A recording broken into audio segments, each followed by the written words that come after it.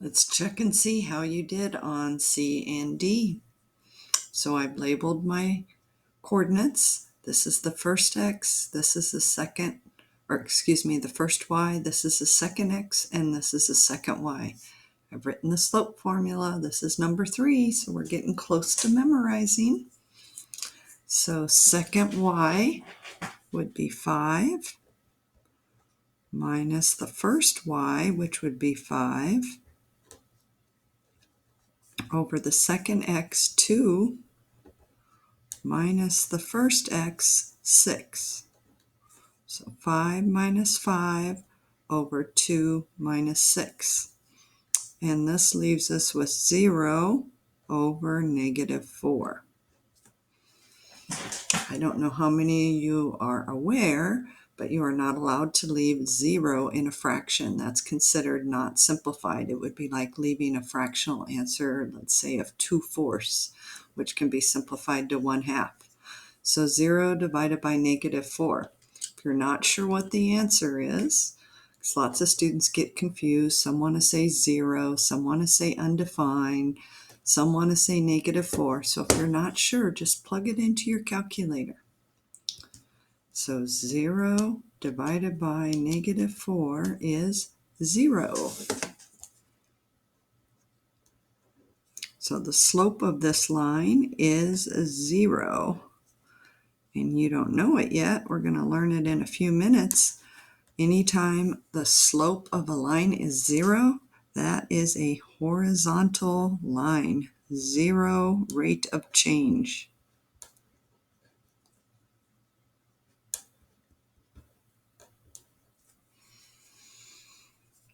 Okay, let's try D.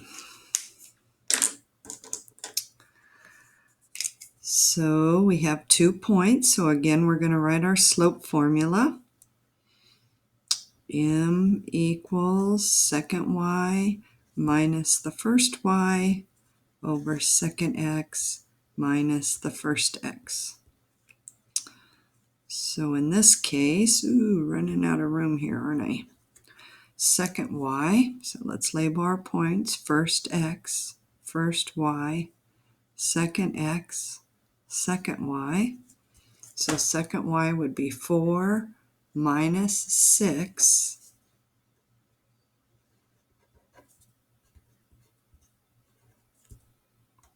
over second x, 1 minus the first x, 1. So this is negative 2 over 0. So 4 minus 6, negative 2, 1 minus 1, 0. So here we are again.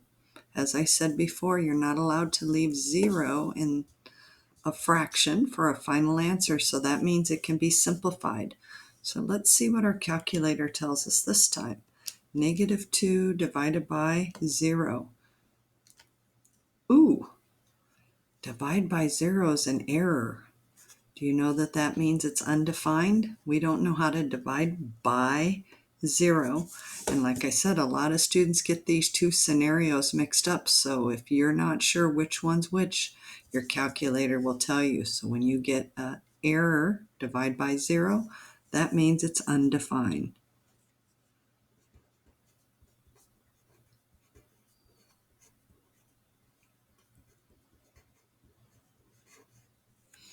And we'll learn in a few minutes at the bottom of this page that anytime the slope is undefined, that means it's a vertical line.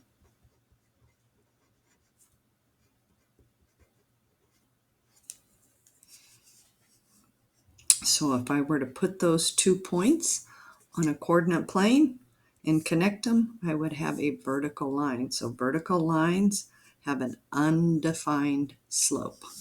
Horizontal lines have a 0 slope. Okay, now we're going to be switching to graphs. So remember up above where I said if you are given a graph, it's easiest to find the slope using rise over run.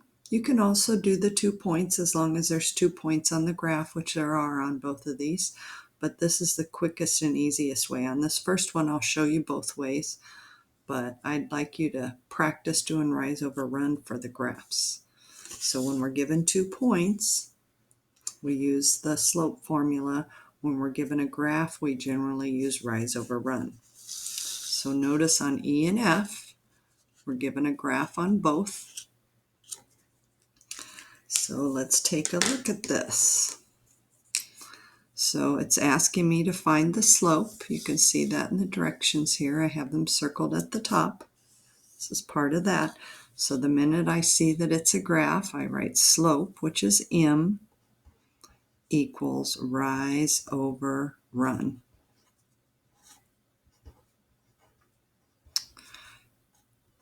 So the technique for finding slope this way is we always start with the left-hand point. So think of moving left to right on a graph. Just like you read a book from left to right, we start with the left-hand point and we figure out the rise. So 1, 2, 3 is the rise. We went up 3, going from the left-hand point to the right-hand point, and our run is 1. So 3 over 1. And when you can either leave it 3 over 1 or write 3. So remember how I said you can also find it using the points. I see students make a lot more mistakes using the points because they write down the coordinates incorrect, forget a negative, or do some algebra error along the way or arithmetic error. But I do want to show you that they come out the same. So if we wanted to use 2 points for this, this is 0, negative 1. X is 0, y is negative 1. In this point, x is 1, y is 2.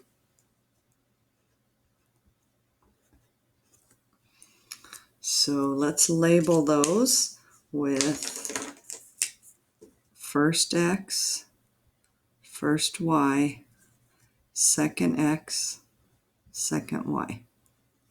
And let's use the slope formula for 2 points, and I'll show you that you get the same answer. But you can see it's quite a bit more work if you do it that way.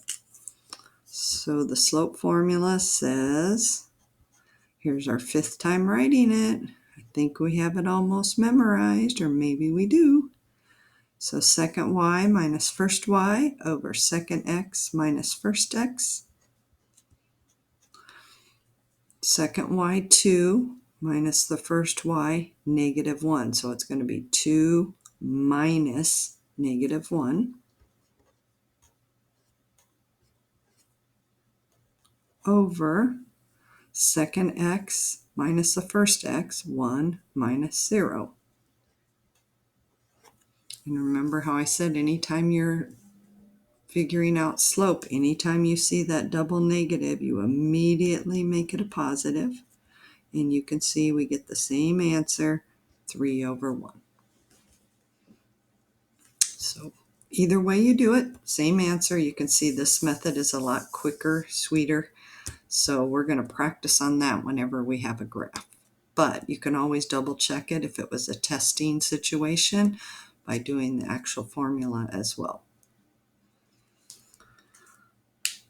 Next we have F. So for F, we'll do rise over run again, since it is a graph.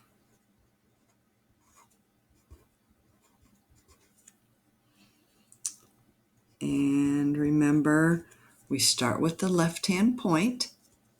So the left-hand point, and we travel to the right. This time we're going down 1, 2, 3, 4. So down 4, what do you think that might be? If up 3 was positive 3, does it make sense that down 4 would be negative 4? And run 1, 2, 3, 4, 5, 6. And I always like to say we run forward so we don't trip. So if you start with the left-hand point, the negative or positive will always be with the first, and we'll always run forward So the denominator of the fraction will always be positive.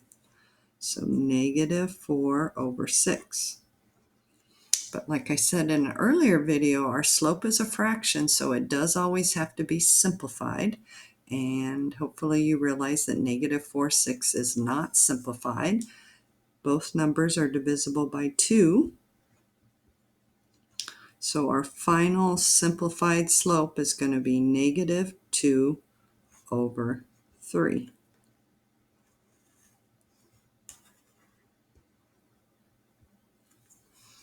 So that would be the slope of that line. And what we're going to learn down here is when the line rises from left to right, like you read a book, when the line rises, you get a positive slope. But when the line falls, and you can see from left to right, this line's falling. When a line falls, we get a negative slope. And we already talked about horizontal lines having a 0 slope and vertical lines having an undefined slope. So those are the 4 types of slope we're going to talk about here. Positive slope is when the line rises from left to right. Negative slope is when the line falls going from left to right. 0 slope is any horizontal line, and we learned on the previous pages in lesson 2 that when it's y equals, it only goes through the y-axis, and that makes it a horizontal line. So horizontal lines look like y equals some number, and they have a 0 slope. Vertical lines only go through the x-axis, so they're always x equals some constant, and their slope is undefined. So those are the 4 types of slope that you should know. So when you get an answer to a slope problem, especially when it's a graph, you should make sure it makes sense. Oh, the line's rising. Yeah, that makes sense that I got a positive number. The line's falling. Yep, that makes sense that I got a negative number. Okay, let's go over to page 2.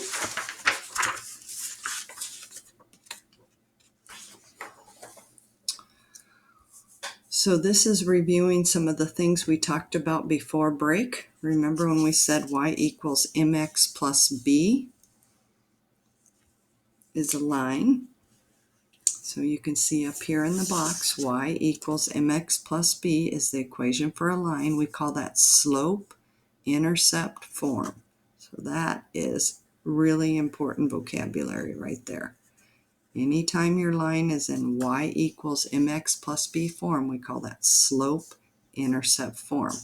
And in order to read the slope and the y-intercept, that means we have to have y alone and everything else on the other side.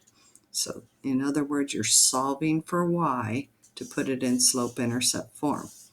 Then we learned before break that whatever number is in front of the x, we call that the coefficient of x.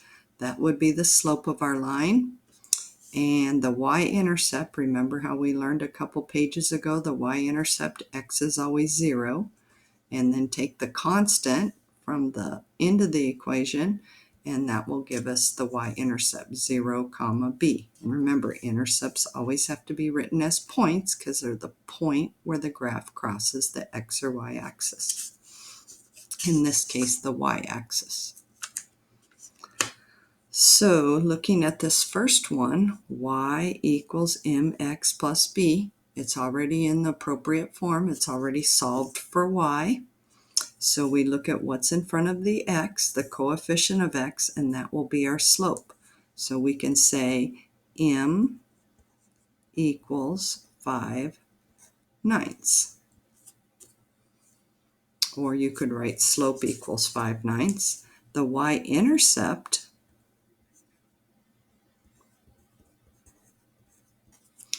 we learned that that means x is always 0.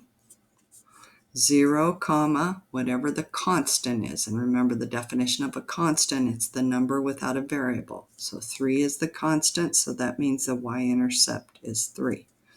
And you may think, oh, we're just doing this, naming these parts. But this is going to be important when we go to learn a new way of graphing a line. We graph the y-intercept, and then we do the rise over run and get additional points on that line.